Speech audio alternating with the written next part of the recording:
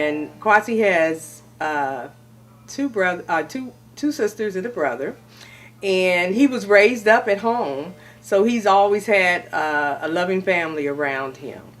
And I've always wanted to see him with a loving family around him. I was very reluctant to let him go, even move out of the house, but it became so that I had to, pick up and do things for myself and the other children that it, I had to, let him go. And I found a wonderful provider, and she kept Kwasi for 5 years. Kwasi lived with her for 5 years, but she got sick and she could no longer keep him. So I brought Kwasi back home because, as I said, he's always been around family, and he was with family with her. So I brought him back home with family, and he stayed here with me for 3 months. But she recommended Just in Time to me, saying that she knew that Just in Time was a very good agency, and I said I would try it. So Lawrence came, and he would take Kwasi out, and they became buddies. Kwasi was so excited about going places. He would take him to get his hair cut and go play basketball or walk in the mall with them and do things with them, and he was excited about that. So I became excited because I was real skeptical because Kwasi never really took to men. He's always been around females, and he really took to Lawrence. So that was a really positive thing.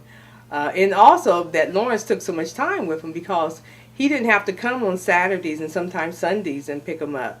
But he did, because he became a good friend of Kwasi. He began to care about him. So, and I could tell that, and I can tell that from Kwasi.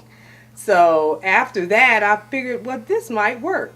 So we started talking about Kwasi getting his own apartment, and I began to look, and I said, well, if I do that, then Just in Time would be the agency I want to do this. And sure, so we did. We looked and we found an apartment just right for Kwasi, and Just in Time became the agency that's working for us. David brought all the providers over that was going to keep, it was 3 of them that was going to take care of Kwasi, because Kwasi needed round-the-clock care.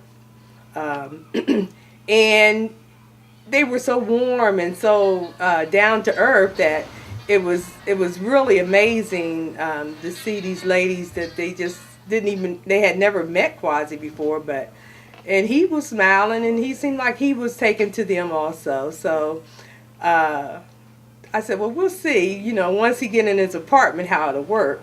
And when he did, it was like he was at home. He was at home, and it was a very warm atmosphere. The ladies took to him, and he took to them, and he's always clean.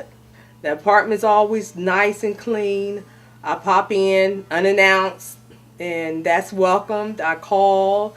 They call me if they have any, things they need to talk about.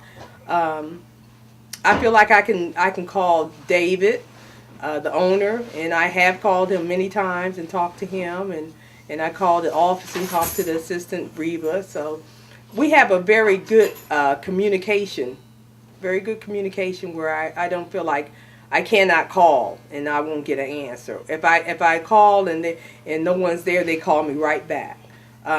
They take Kwasi's to medical appointments, to doctor's appointments. They set him up. They take very good care of his money, buying his food. It's a big load off of me that I don't have to try to do all these things. And I think it's wonderful. It's wonderful. And another stipulation that I had for Kwasi was because Kwasi was brought up in church, and he loves to go to church. So I had to have him with somebody that you would take him to church.